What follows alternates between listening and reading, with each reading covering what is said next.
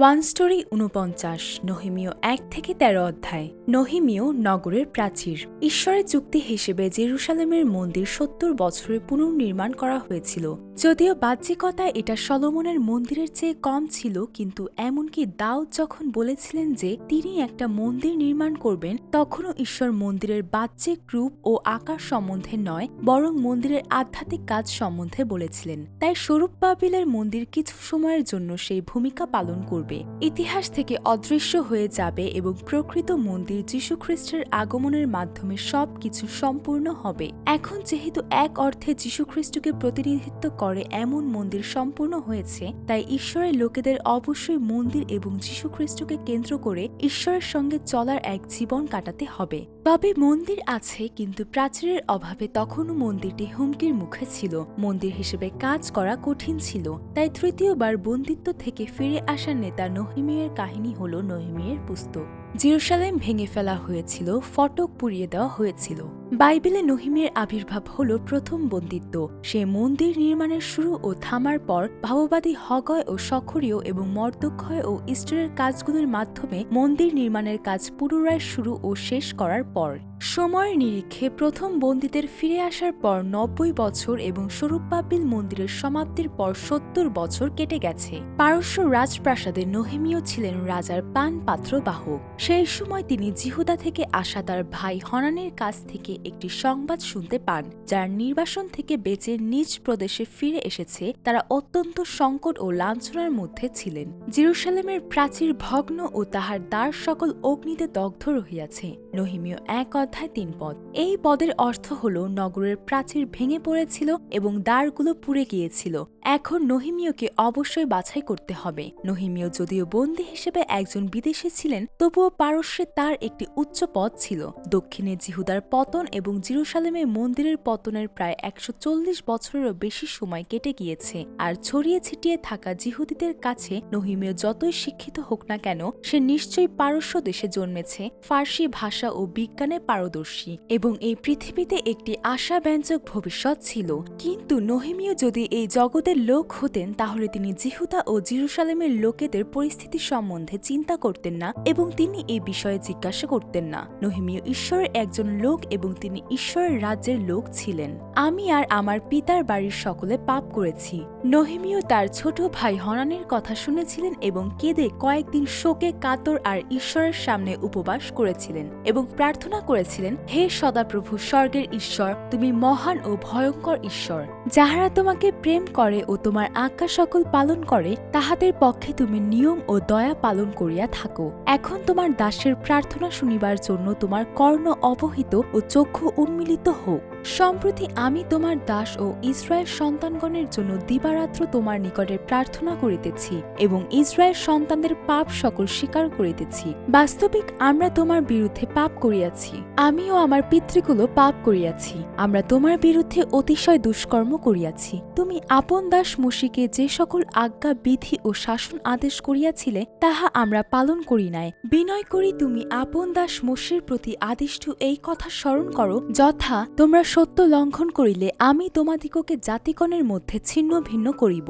কিন্তু যদি তোমরা আমার কাছে ফিরিয়া আইসো এবং আমার আজ্ঞা পালন ও তদানুযায়ী কর্ম করো, তবে তোমাদের কেহ কেহ আকাশের প্রান্তভাগে দূরীকৃত হইলেও আমি তথা হইতে তাহাদিগকে সংগ্রহ করিব এবং আপন নামে নিবাসার্থে যে স্থান মনোনীত করিয়াছি, সেই স্থানে তাহাদিগকে আনিব। ইহারা তোমার দাস ও তোমার প্রজা, যাহাদিগকে তুমি আপন মহাপরাক্রম ও বলবান হস্ত দ্বারা মুক্ত করিয়াছ। হে প্রভু, বিনয় করি তোমার এই দাসের প্রার্থনাতে এবং যাহারা তোমার নাম ভয় করিতে সন্তুষ্ট, তোমার সেই দাসদের প্রার্থনাতে তোমার কর্ণ অবহিত হোক। আর বিনয় করি অদ্য তোমার এই দাসকে কৃতকার্য করো ও এই ব্যক্তির সাক্ষাতে করুণা প্রাপ্ত করো। আমি রাজার পানপাত্র বাহক ছিলাম। নহিমীয় ১-৫-১১ পদ। নহিমীয়ের প্রার্থনা ছিল ঈশ্বরের করুণার জন্য প্রার্থনা, ইসরায়েলের পাপ স্বীকার করার জন্য প্রার্থনা এবং ঈশ্বরের চুক্তিকে ধারণ করে এমন প্রার্থনা প্রার্থনা এবং ঈশ্বরের অনুগ্রহের জন্য প্রার্থনা।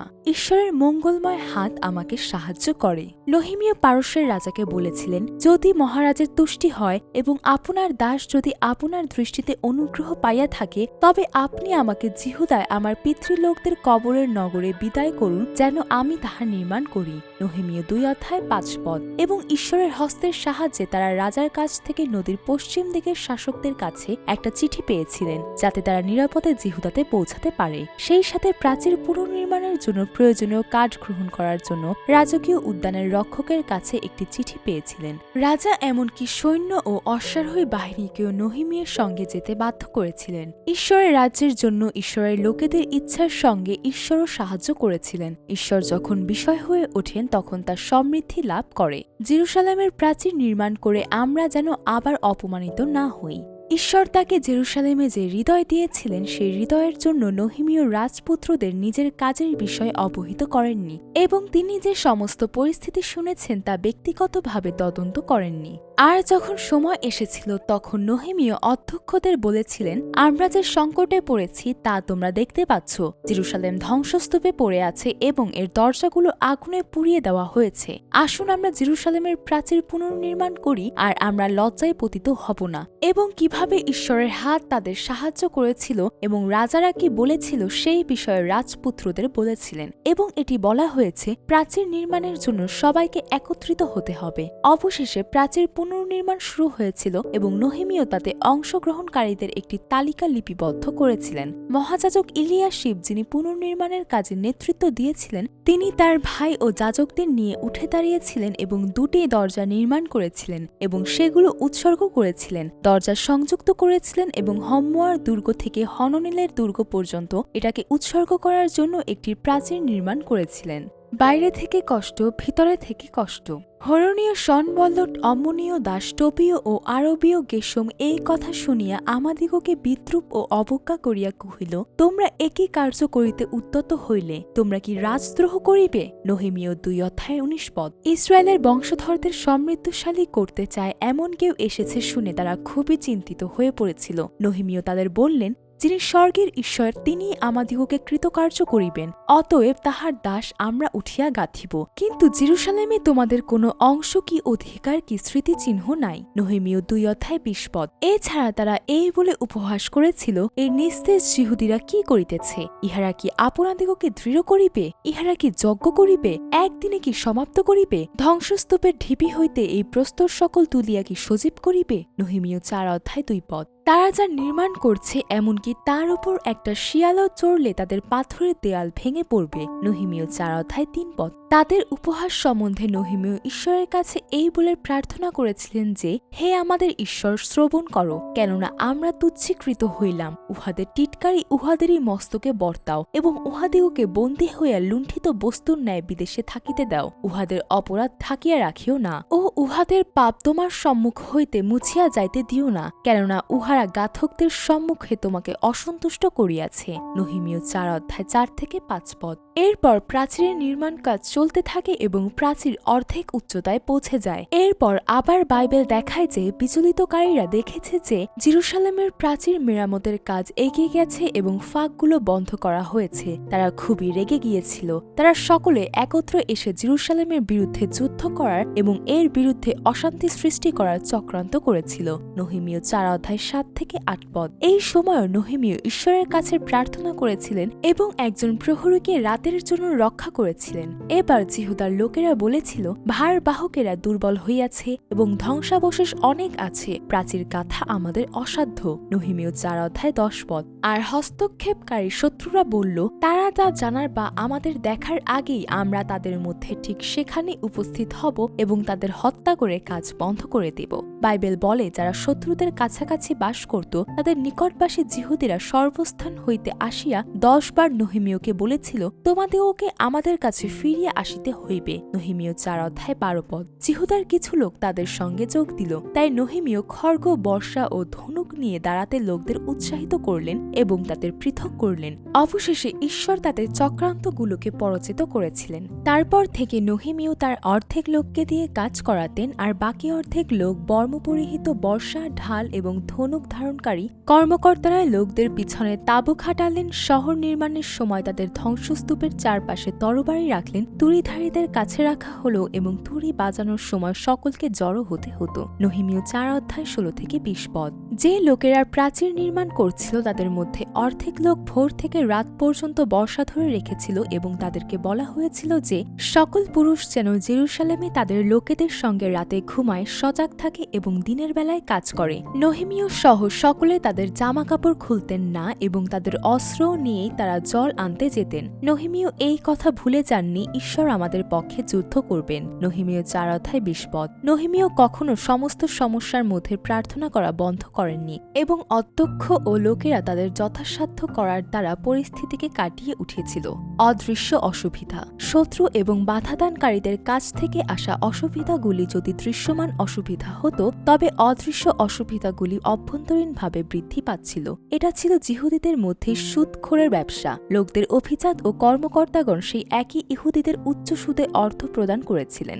অবশেষে দরিদ্র জনগণের ক্ষোভ এবং আর্তনাদ ফেটে পড়ল এবং জনগণের কান্না শুনে নহিমীয় সাবধানে অভিজাত এবং সরকারি কর্মচারীদের তিরস্কার করলেন যে তারা অবশেষে শপথ করল, আমরা তা ফিরিয়ে দেব এবং তাদের কাছ থেকে আর কিছু দাবি করব না। আপনি যা বলবেন আমরা তাই করব। এবং পুরো মণ্ডলী একসঙ্গে আমেন বলেছিল, ঈশ্বরের প্রশংসা করেছিল এবং তারা যা বলেছিল তা করেছিল। প্রত্যেকে যখন কঠিন পরিস্থিতির মধ্যে ছিল তখন নহিমীয় অন্যান্য দেশাধ্যক্ষদের মতো দেশাধ্যক্ষদের জন্য বরাদ্দকৃত খাবার খেতেন না অথবা কিছু খাবারও চাইতেন না, কারণ লোকদের কাজের বোঝা খুব বেশি ছিল।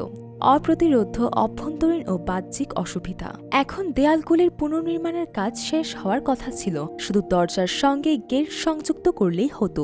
এই সময় হস্তক্ষেপকারী ও শত্রুরা নহেমিয়ার কাছে এক ব্যক্তিকে তাদের সাথে দেখা করার জন্য প্রেরণ করেছিল, কিন্তু প্রকৃতপক্ষে তারা তাকে হত্যা করতে চেয়েছিল। নহিমীয় যখন যাননি তখন তারা নহিমীয়কে ক্রমাগত 4 বার ডেকেছিলেন, কিন্তু নহিমীয় শুধু বলেছিলেন, আমি এক মহৎ কার্য করিতেছি, নামিয়া যাইতে পারি না। আমি যাবৎ কার্য ত্যাগ করিয়া তোমাদের কাছে নামিয়া যাইব, তাবৎ কার্য কেন বন্ধ থাকিবে? নহিমীয় 6:3-4 তারপর তারা একটি খোলা খাম দিয়ে একটি চিঠি পাঠালো, যাতে লেখা ছিল, জাতিগণের মধ্যে এই জনশ্রুতি হইতেছে এবং গসমও কহিতেছে যে তুমি ও জিহুদীরা রাজদ্রোহ করিবার সংকল্প করিতেছ, এই জন্য তুমি প্রাচীর নির্মাণ করিতেছ। আর এই জনশ্রুতির মর্ম এই যে তুমি তাহাদের রাজা হইতে উদ্যত, আর জিহুদা দেশে একজন রাজা আছেন। আপনার বিষয়ে জেরুসালেমে ইহা প্রচার করাইবার জন্য তুমি ভাওবাদীগণকেও নিযুক্ত করিয়াছ। এখন এই জনশ্রুতি রাজার কাছে উপস্থিত হইবে, অতএব আইসো আমরা একত্র হইয়া মন্ত্রণা করি। নহিমীয় 6:6-7 তারা ইচ্ছাকৃতভাবে এটি তৈরি করেছিল যাতে চিঠি সরবরাহকারী ব্যক্তি চিঠিটি খুলবে, এটি পড়বে এবং মিথ্যা তত্ত্ব ছড়িয়ে দেবে। এমনকি এখানেও নহিমীয় বলেছিলেন, তুমি যা বলছো তা হচ্ছে না, তুমি কেবল তোমার মাথা থেকে তা তৈরি করছো। নহিমীয় 6:8 ঈশ্বরের কাছে প্রার্থনা করে এখন আমার হস্ত সবল করো। নহিমীয় 6:9 কারণ এর সবই ছিল ইসরায়েলীয়দের ভীত সন্ত্রস্ত করে তোলা এবং তাদের হাত ক্লান্ত করে দেওয়ার জন্য, যাতে ইতিহাসকে থামানো যায় এবং তা সম্পূর্ণ হতে বাধা দেওয়া যায়। বাইরে থেকে তো বটেই, নিজেদের ভেতরেও অসুবিধা ও বাধা ছিল। সময়ীয় নামে একজন ব্যক্তি নহিমীয়কে মন্দিরের পবিত্র স্থানে যেতে বলেছিলেন, যেখানে কেবল পুরোহিতরা প্রবেশ করতে পারতেন, কারণ শত্রু এবং বাধাদানকারীরা তাকে হত্যা করতে আসবে। কিন্তু এটিও নহিমীয়কে তার শত্রুদের কাছ থেকে ঘুষ পাওয়ার পর মন্দ কথা দিয়ে ভয় দেখানোর জন্য একটি মিথ্যা ছলনা ছিল। এমনকি এই সময়েও নহিমীয় তার স্থান বজায় রেখেছিলেন, মিথ্যাগুলি উপলব্ধি করেছিলেন এবং ঈশ্বরের কাছে প্রার্থনা করে তা কাটিয়ে উঠেছিলেন। অধ্যক্ষ সরুব্বাবিল ও যাজক যিশুয়াকে কেন্দ্র করে যখন মন্দির নির্মাণ করা হয়েছিল, তখন প্রথমে সমরীয়রা হস্তক্ষেপকারী ছিল এবং যখন থেমে থাকা মন্দির পুনর্নির্মাণ করা হচ্ছিল তখনও আবার হস্তক্ষেপকারী ছিল। আর ধ্বংসপ্রাপ্ত ও ধ্বংসপ্রাপ্ত প্রাচীর পুনর্নির্মাণের সময় হস্তক্ষেপকারীও রয়েছে। এটি আমাদের পরিষ্কারভাবে জানতে হবে। এমনকি যীশু খ্রিস্টের প্রক্রিয়া, মন্দির আমাদের মধ্যে প্রভু হয়ে ওঠা এবং প্রভু হিসেবে যীশু খ্রিস্টের সাথে বসবাস করে একটি স্বতন্ত্র জীবন গঠনে শয়তানের হস্তক্ষেপ কখনো বন্ধ হয় না, ঠিক যেমন প্রান্তরে অমালেক এবং কনানে পলিস্টিউরা ছিল। ঈশ্বর এই কাজ সম্পন্ন করেছেন। শেষ পর্যন্ত দেয়াল গাঁথা শুরু হওয়ার 52 দিন পর এটি শেষ হয়। আর যখন সমস্ত শত্রু এবং আশেপাশের পরজাতীয়রাও এই কথা শুনল, তখন তারা সকলেই ভয় পেয়ে গেল এবং অত্যন্ত নিরুৎসাহিত হয়ে পড়ল, কারণ তারা জানত যে ঈশ্বর এই ইতিহাস সম্পূর্ণ করেছেন, ঈশ্বরই তা করেছেন। একমাত্র ঈশ্বরই মহিমান্বিত হওয়ার যোগ্য। দরজাগুলি বসানোর পর তারা ঈশ্বরকে ভয় পেয়েছিল। জেরুসালেম শাসন করার জন্য বিশিষ্ট লোকেদের উত্থিত করা হয়েছিল এবং তাদের বলা হয়েছিল যেন রোদ প্রখর না হওয়া পর্যন্ত দরজা না খোলা হয়, বরং দরজা বন্ধ করে রাখতে। কারণ যদি মন্দির দেয়াল দ্বারা সুরক্ষিত থাকে, তাহলে প্রাচীরটি দ্বার দ্বারা সুরক্ষিত। সুতরাং দরজা দখল করা পুরো শহর দখল করার মতো। এবং অবশেষে পুরোহিত, লেবীয়, দ্বাররক্ষী, গায়ক, অন্যান্য লোক, নথিনীয়রা এবং সমস্ত ইসরায়েল সন্তানরা তাদের শহরে বাস করতে লাগলো। এখন এরপর কি করতে হবে? সময়ের ব্যবধান আছে, কিন্তু আমাদের সময়ক্রমটি ভালোভাবে বের করতে হবে। ইসরায়েলের ইতিহাস জুড়ে তারা প্রমাণ করেছে যে এই পৃথিবীর কোনো জাতির মধ্যে কোনো আশা নেই এবং তারা এই পৃথিবী থেকে ধ্বংস হয়ে গেছে, তারা মারা গেছে এবং বন্দিদশা থেকে ফিরে আসার সাথে সাথে মন্দিরের চারপাশে অর্থাৎ যীশু খ্রিস্টের চারপাশে একটি নতুন জীবন শুরু হয়েছিল। কিন্তু দেয়ালগুলি ভেঙে ফেলা হয়েছিল এবং দরজাগুলি পুড়িয়ে দেওয়া হয়েছিল, যার ফলে মন্দিরকে কেন্দ্র করে জীবন কঠিন হয়ে পড়েছিল।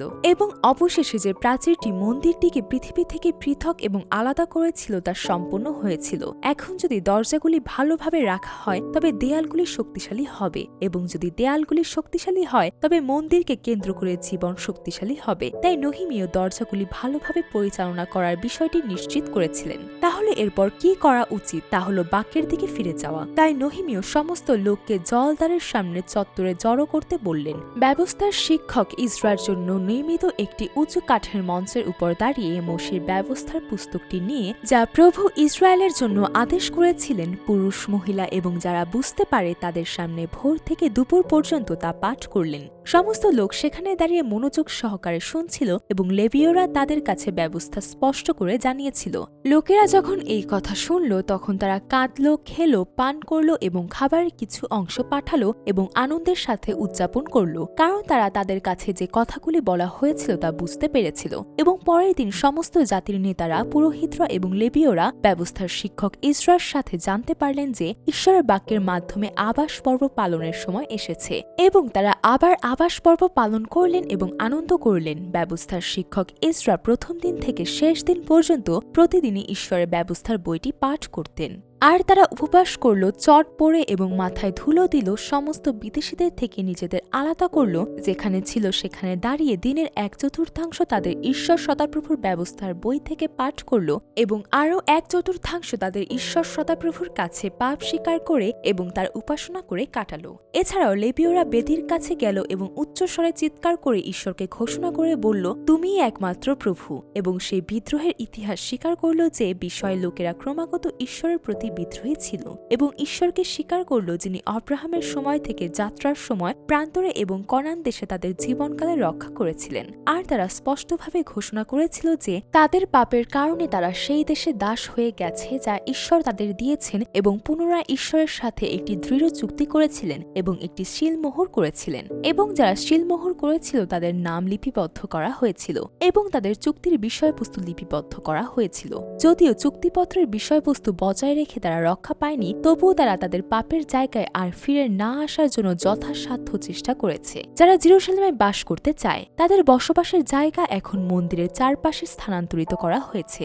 নেতারা এবং 1/10 লোক পবিত্র নগর জেরুসালেমে বাস করত এবং যারা জেরুসালেমে বাস করতে স্বেচ্ছায় ইচ্ছুক ছিল তাদের সকলের প্রশংসা করেছিল। ধর্মীয় জীবন যাপনের জন্য জেরুসালেম ছিল এক মহান স্থান, কিন্তু আবারও হামলার জন্য সবচেয়ে বিপজ্জনক স্থান ছিল জেরুসালেম। বাইবেল তাদের নাম লিপিবদ্ধ করে যারা জেরুসালেমে এসেছিল, এবং লিপিবদ্ধ করা হয়েছে যাজক ও লেবীয়দের নাম। একইভাবে ঈশ্বরের সমস্ত লোকেদের নাম আধ্যাত্মিক নতুন জেরুসালেমে লিপিবদ্ধ করা হবে। এরপর জেরুসালেমের প্রাচীর উৎসর্গ করার জন্য তারা বিভিন্ন স্থান থেকে লেবীয়দের খোঁজ করেছিল এবং তাদের জেরুসালেমে নিয়ে গিয়েছিল, যেখানে তারা ধন্যবাদের গান এবং করতাল, বীণা এবং বীণার সঙ্গীতের মাধ্যমে আনন্দের সাথে উৎসর্গ উদযাপন করা হয়। তাদের স্থান খুঁজে বের করার এবং সংগঠিত করার জন্য পার্থক্য এবং পৃথকীকরণ। দেয়ালের ভূমিকা হল বিভাজন, মন্দিরকে আলিঙ্গন করার এবং পৃথিবী থেকে আলাদা জীবনযাপন করার জন্য প্রাচীরের প্রয়োজন। তাই তারা এখন মোশির ব্যবস্থা অনুসারে তাদের মধ্যে থাকা অম্মনীয় এবং মোয়াবীয়দের আলাদা করে। এছাড়াও যেহেতু লেবীয়রা তাদের অংশগ্রহণ করেনি, মন্দিরে তাদের স্থান ধরে রাখতে অক্ষম ছিল